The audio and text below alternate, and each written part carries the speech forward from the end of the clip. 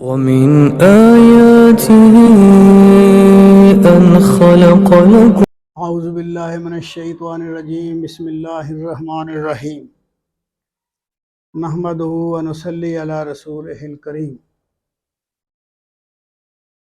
حضرت داؤد علیہ السلام، ان کا واقعہ بیان کیا جائے گا۔ یہ 2 قسطوں میں ہے مکمل واقعہ۔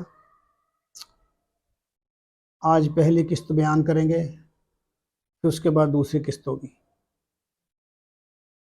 حضرت داؤد علیہ السلام کون تھے، کس طرح بادشاہ بنے، اور ان پر اللہ تعالیٰ کے کیا انعامات ہوئے۔ حضرت داؤد علیہ السلام بیت اللحم کے رہنے والے ایک عام نوجوان تھے۔ فلسطینیوں کے خلاف ایک معرکے میں، یہ قوم تھی فلسطینیوں کے خلاف ایک معرکے میں جالوت جیسے بڑے بہادر دشمن کو قتل کر کے وہ یکا یک بنی اسرائیل کی آنکھوں کا تارا بن گئے۔ یعنی انہوں نے جالوت کو قتل کر دیا، لڑائی ہو رہی تھی، تو حضرت داؤد بھی بہت بہادر آدمی تھے اور مقتول بھی بہت بہادر تھا، تو انہوں نے ان کو قتل کر دیا۔ تو جب یہ واقعہ ہوا تو پھر یہ بنی اسرائیل نے ان سے بہت محبت کی، ان کی آنکھوں کا تارا بن گئے۔ اس واقعہ سے ان کا عروج شروع ہوا۔ پہلے عام آدمی تھے، جب یہ واقعہ ہوا تو پھر یہ مشہور ہو گئے۔ حضرت داؤد علیہ السلام اس وقت ایک کم سن نوجوان تھے۔ اتفاق سے طالوت کے لشکر میں اس وقت پہنچے جبکہ فلسطینیوں کی فوج کا بہت بڑا پہلوان جالوت بنی اسرائیل کی فوج کو دعوت مبازرت دے رہا تھا۔ پہلے زمانے میں جنگوں میں یہ ہوتا تھا کہ دونوں طرف فوجیں آمنے سامنے ہو جاتی تھی، اور بڑا معرکہ شروع کرنے سے پہلے ایک پہلوان ادھر سے آتا تھا اور پھر وہ دوسری فوج کو للکارتا تھا کہ آؤ میرے مقابلے میں، کون نکلتا ہے، دیکھتا ہوں کون میرا مقابلہ کر سکتا ہے۔ پھر دوسری فوج سے بھی کوئی پہلوان جاتا تھا اس کا مقابلہ کرنے کے لیے، تو جو پہلوان للکارتا تھا اس کو دعوت مبازرت کہتے ہیں۔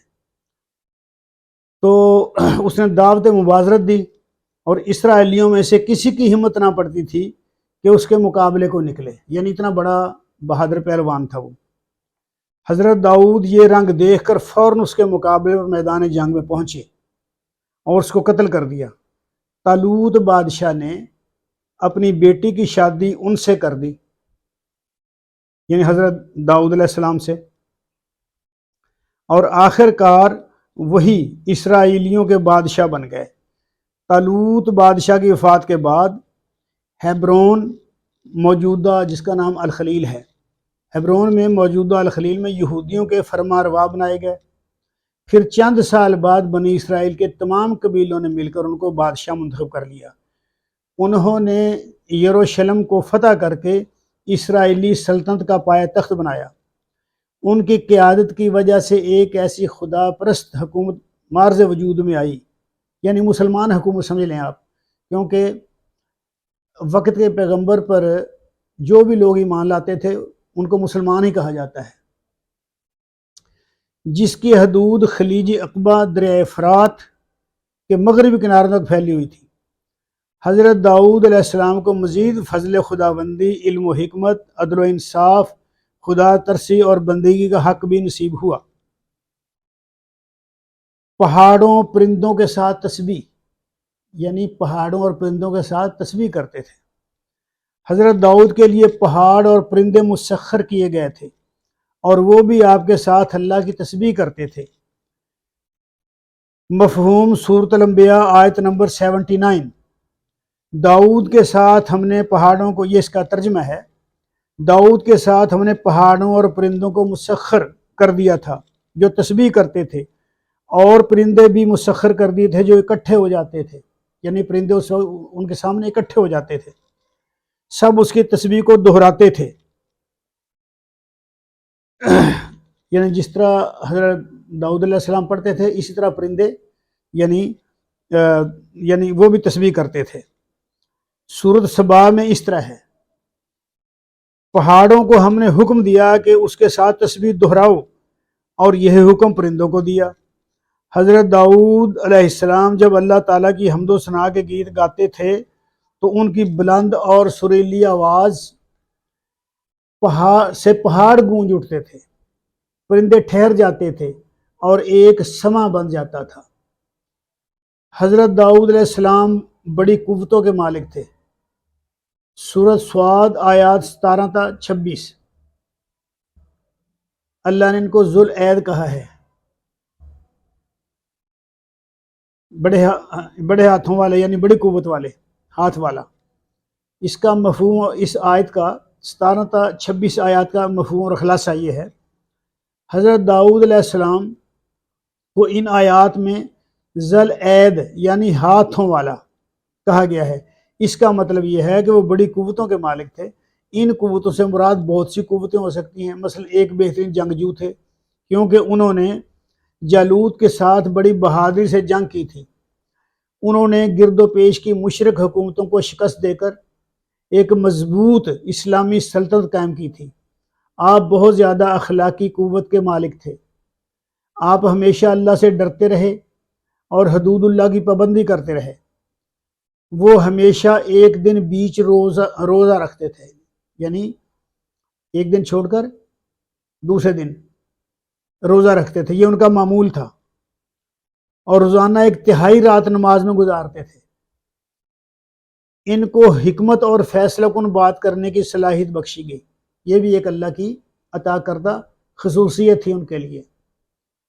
ان کو حکمت اور فیصلہ کرنے کی قابلیت یا صلاحیت بخشی گئی تھی۔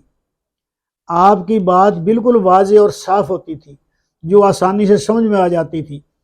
آپ فیصلہ کر کے دو ٹوک جواب دیتے تھے، یعنی آپ کو اللہ تعالیٰ کی طرف سے عقل اور فہم و ادراک حاصل تھا۔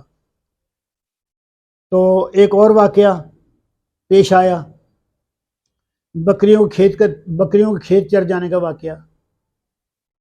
بکریوں کے کھیت چر جانے کا مقدمہ، یہودیوں کی کتابوں میں اس واقعے کا کوئی نام و نشان نہیں ہے۔ اس واقعے کی تشریح مسلمان مفسرین کچھ اس طرح کرتے ہیں کہ ایک شخص کے کھیت میں رات کے وقت دوسرے شخص کی بکریاں گھس گئی تھی، کیونکہ یہ اس کا اشارہ قرآن مجید میں آیا ہے نا۔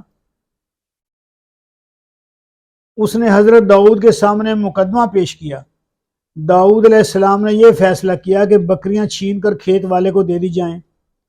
حضرت سلیمان حضرت داؤد علیہ السلام کے بیٹے تھے، انہوں نے اس فیصلہ سے اختلاف کیا اور کہا کہ بکریاں اس وقت تک کھیت والے کے پاس رہیں گی جب تک بکریوں والا اس کھیت کو پھر سے تیار نہ کر دے۔ اس فیصلے کے بارے میں اللہ کریم فرماتے ہیں سورۃ الانبیاء میں آیت نمبر 78، یہ فیصلہ ہم نے سلیمان علیہ السلام کو سمجھایا تھا۔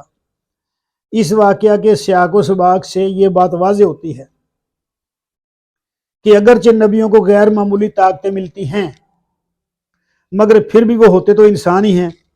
خدا جیسی طاقت اور قدرت کسی نبی میں نہیں ہوتی۔ اس مقدمہ میں حضرت داؤد کی رہنمائی کی گئی بذریعہ وحی، یعنی حضرت داؤد کی رہنمائی بذریعہ وحی نہیں کی گئی، بلکہ حضرت سلیمان علیہ السلام کی گئی۔ تو چونکہ بذریعہ وحی حضرت داؤد علیہ السلام کی رہنمائی نہیں کی گئی اللہ کی طرف سے، وہ غلط فیصلہ کر بیٹھے۔ اللہ نے حضرت سلیمان علیہ السلام کی رہنمائی کی تو انہوں نے درست فیصلہ کیا۔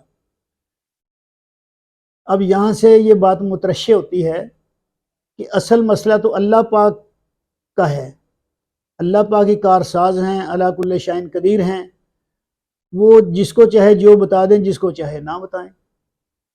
تو یہ ہر چیز اللہ کی طرف سے ہوتی ہے۔ صحیح بخاری میں نبی کریم صلی اللہ علیہ وسلم کی ایک حدیث ہے کہ اگر حاکم اپنی حد تک صحیح فیصلہ کرنے کی پوری کوشش کرے تو صحیح فیصلہ کی صورت میں اس کے لیے 2 اجر ہے، یعنی اگر وہ صحیح فیصلہ کر دے گا تو اس کے لیے 2 گنا اجر ہے، اور غلط فیصلہ کرنے کی صورت میں 11 اجر ہے۔ اس کا مطلب یہ ہے، یہ نہیں کہ جان بوجھ کے وہ فیصلہ غلط کرتا رہے، پھر تو گناہ ہوگا۔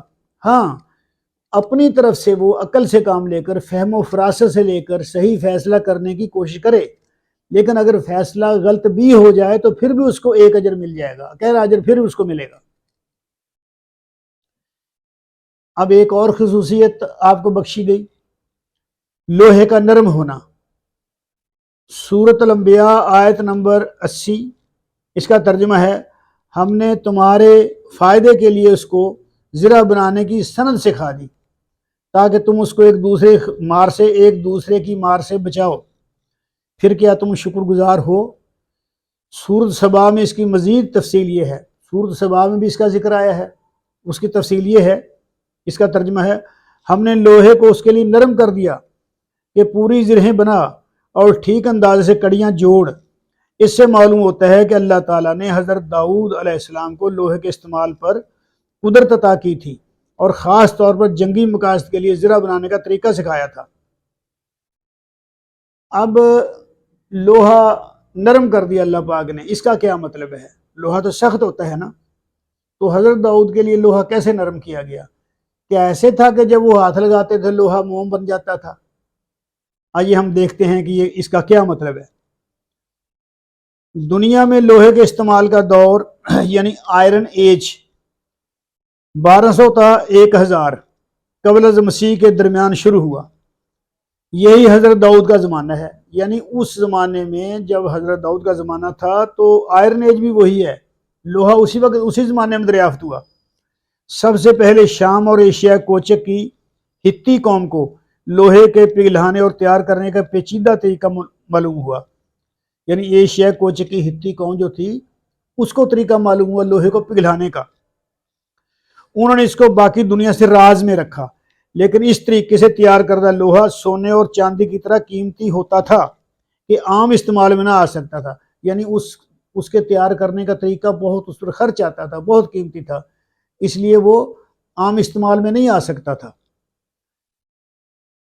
بعد میں فلسطینیوں نے یہ طریقہ معلوم کر لیا اور انہوں نے بھی اس کو راز ہی رکھا، تو پہلے ہتھیوں نے کیا، پھر فلسطینیوں کو پتہ چل گیا تو انہوں نے بھی اس کو راز میں رکھا، دوسری قوموں کو نہیں بتایا۔ طالوت کی بادشاہی سے پہلے ہتھیوں اور فلسطینیوں نے بنی اسرائیل کو مسلسل شکستیں دیں، مسلسل شکستیں دے کر فلسطین سے تقریباً بے دخل کر دیا تھا۔ تو یہ سارا اسی لوہے کے ہتھیاروں کی وجہ سے ہی تھا، وہ لوہے کا استعمال جانتے تھے، ہتھیار بناتے تھے۔ اس کی ایک وجہ یہ تھی کہ یہ لوگ لوہے کی رتھیں استعمال کرتے تھے اور ان کے پاس لوہے سے بنے دوسرے ہتھیار بھی تھے۔ جب خدا کے حکم سے طالوت بنی اسرائیل کا بادشاہ بنا تو اس نے مسلسل شکستیں دے کر ان لوگوں سے فلسطین کا بڑا حصہ واپس لے لیا، اور پھر جب حضرت داؤد نے نہ صرف فلسطین اور شرق اردن بلکہ شام کے بھی بڑے حصے پر اسرائیلی سلطنت قائم کر دی تو اس زمانے میں لوہا بنانے کا وہ راز جو صرف ہتھیوں اور فلسطینیوں قبضے میں ہوتا تھا بے نقاب ہو گیا، یعنی اس راز سے پردہ اٹھ گیا۔ اور پھر لوہا بنانے کے ایسے طریقے بھی نکل آئے جس سے لوہے کی عام استعمال کی چیزیں بھی تیار ہونے لگیں۔ فلسطین کے جنوب میں ادوم کا علاقہ کچے لوہے کی دولت سے مالا مال ہے، اور آثار قدیمہ کے ماہرین نے ایسے مقامات بھی دریافت کیے ہیں جہاں لوہا پگھلانے کی بھٹیاں لگی ہوئی تھی۔ تو یہ ہے وہ واقعہ، یعنی ایسا نہیں تھا کہ لوہا حضرت داؤد علیہ السلام کے ہاتھ میں ایسے نرم ہو جاتا جیسے موم ہوتا ہے، نہیں، یہ ایک راز تھا۔ پہلے ہتھیوں کو معلوم ہوا، پھر فلسطینیوں کو معلوم ہوا، اور پھر جب ان کو شکستیں دی حضرت داؤد علیہ السلام نے اسلامی سلطنت قائم کر دی تو پھر انہوں سے یہ راز ادھر آ گیا حضرت داؤد علیہ السلام کے پاس، تو اللہ نے پھر انہیں یہ جنگی لباس، زرہیں یا سپریں بھی آپ کہہ سکتے ہیں، یہ بنانے کا لوہے کا لباس جنگ میں جو کام آتا ہے وہ بنانا سکھایا اللہ پاک نے۔ حضرت داؤد علیہ السلام کا باقی خلاصہ قسط نمبر 2 میں بیان کیا جائے گا، لہٰذا قسط نمبر 2 ضرور ملاحظہ کریں۔ یوٹیوب پر میرا یوٹیوب چینل گلزار اسلام سرچ کریں اور دوسری قسط ملاحظہ کریں۔ ومن آياته أن خلق لكم